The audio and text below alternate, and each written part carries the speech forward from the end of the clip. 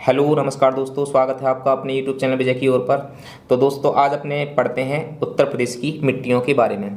तो आइए करते हैं स्टार्ट।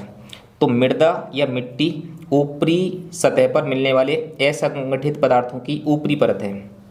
तो मृदे क्या है, सबसे पहले ध्यान रखनी है। मृदा या मिट्टी पृथ्वी की ऊपरी सतह पर मिलने वाले असंगठित पदार्थों की ऊपरी परत है, जो चट्टानों के विखंडन एवं वियोजन तथा वनस्पतियों के अवसादों के योग से बनती है।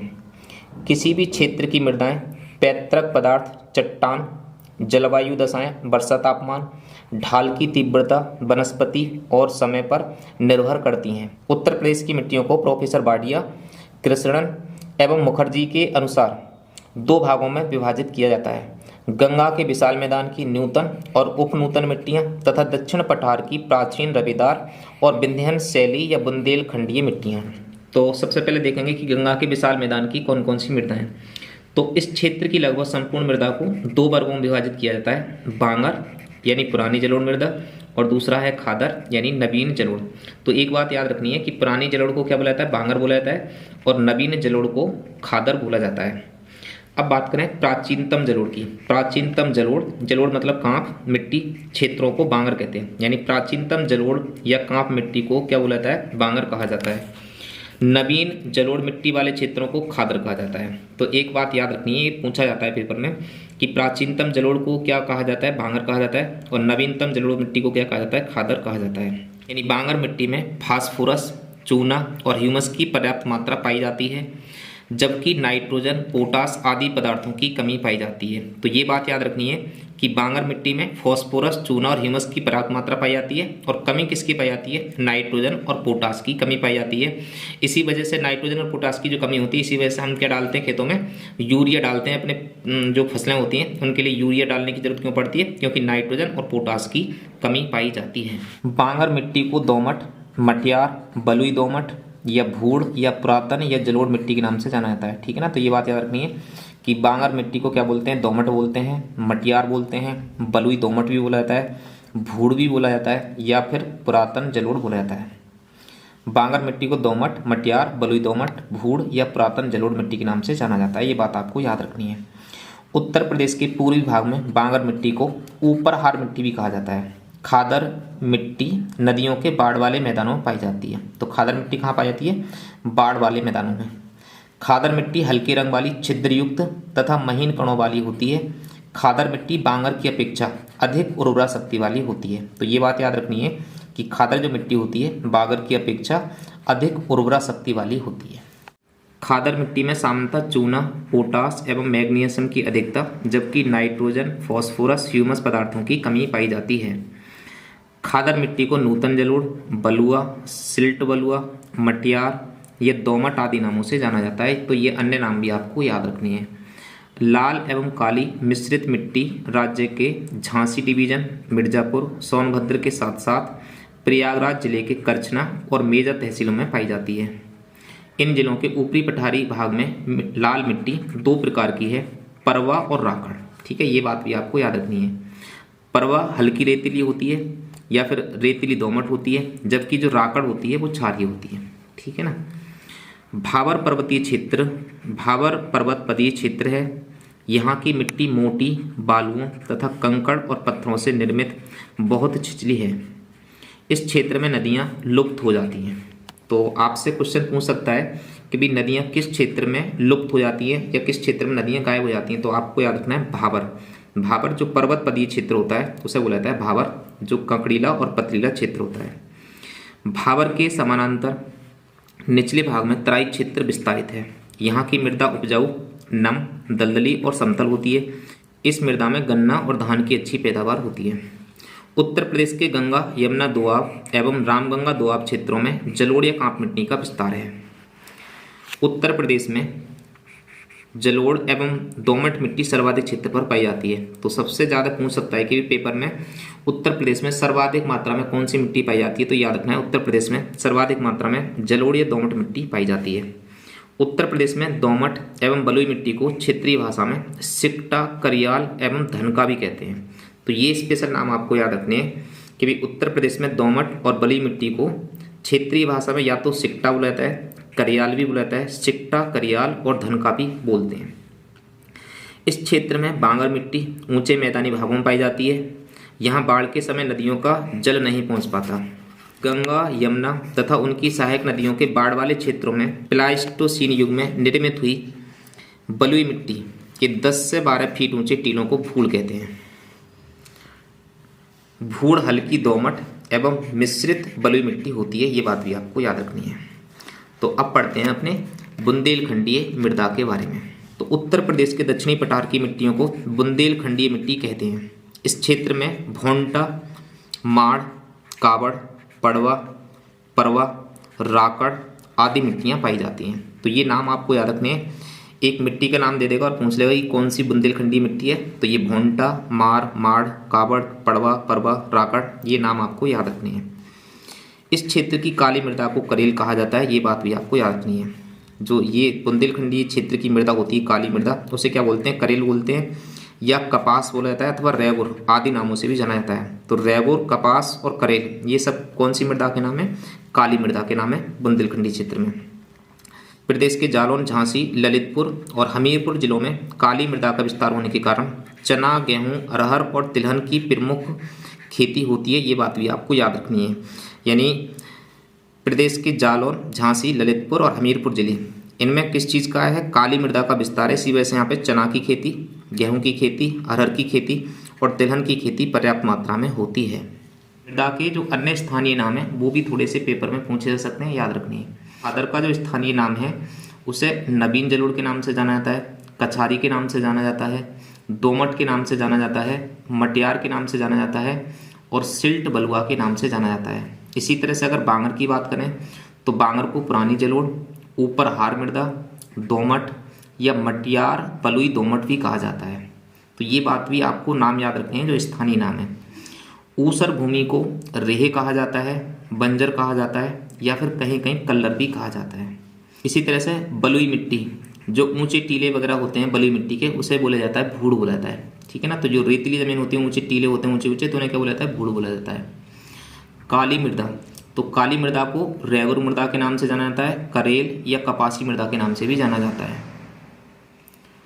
बुंदेलखंड क्षेत्र की मिट्टियाँ, तो इन्हें लाल मृदा, पड़वा, माड़, राकड़ या भोंटा के नाम से जाना जाता है।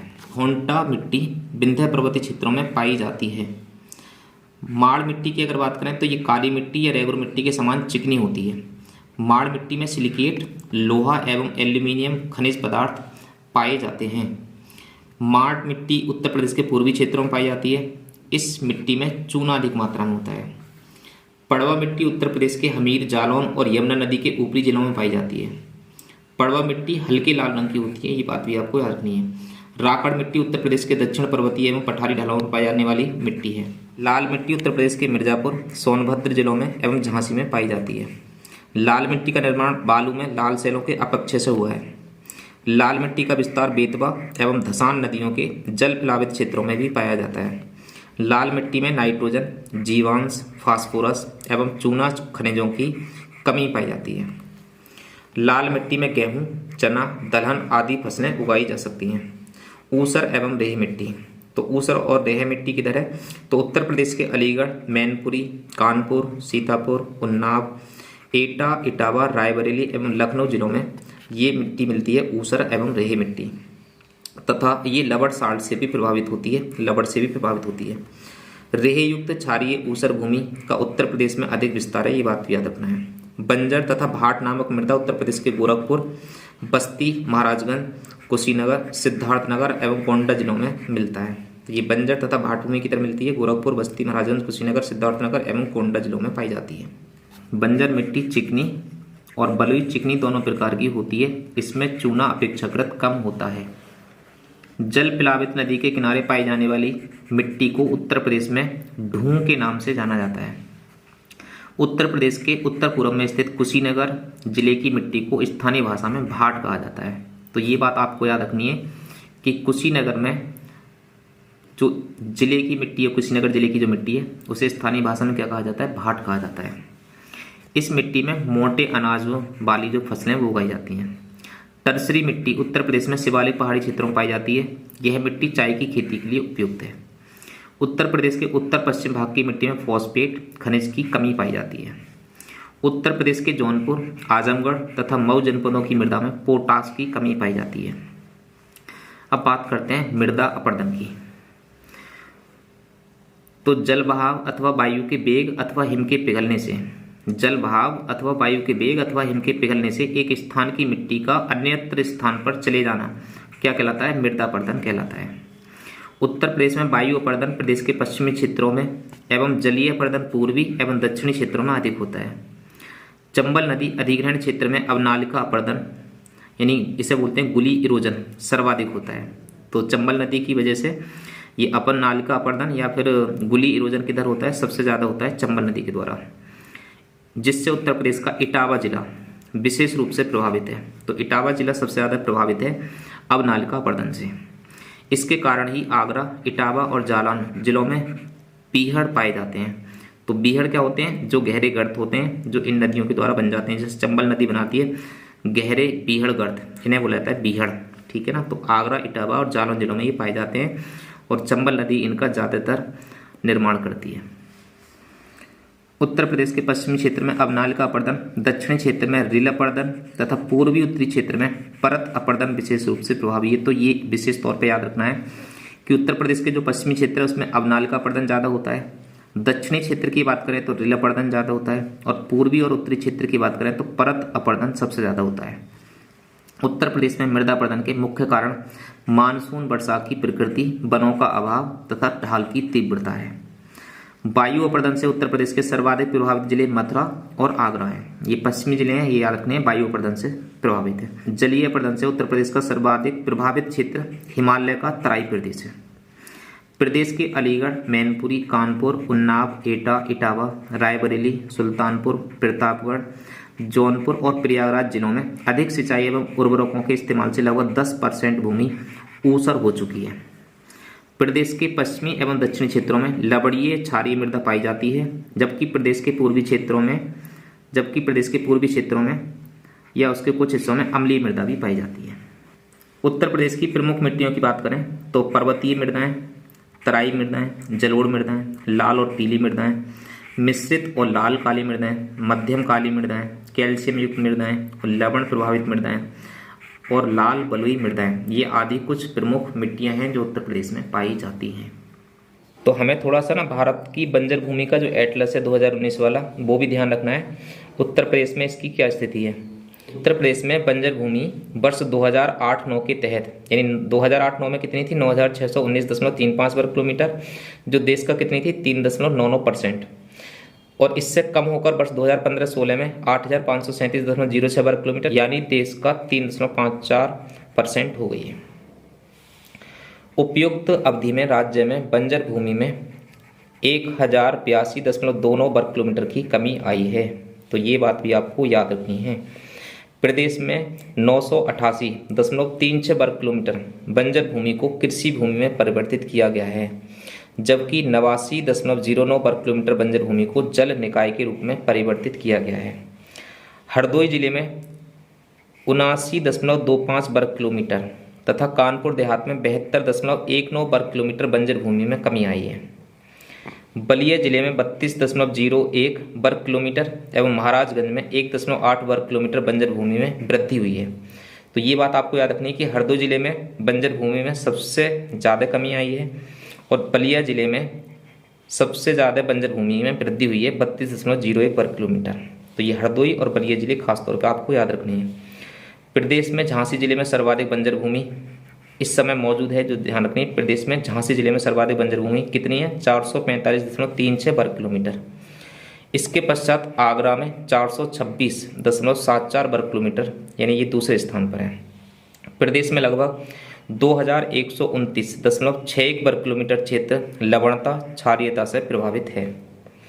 लवणता क्षारीयता से प्रभावित मिट्टियां मुख्यतः रायबरेली, औरैया, आजमगढ़, एटा, फतेहपुर, हरदोई, जौनपुर, कन्नौज, कानपुर देहात, लखनऊ, मैनपुरी एवं उन्नाव में हैं।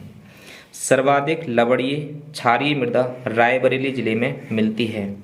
तो दोस्तों ये रही अपनी आज की क्लास उत्तर प्रदेश की मिट्टियों के ऊपर। तो इसी के साथ आज की अपनी क्लास यहीं पर एंड करते हैं और मिलते हैं जल्दी आपसे नेक्स्ट क्लास में।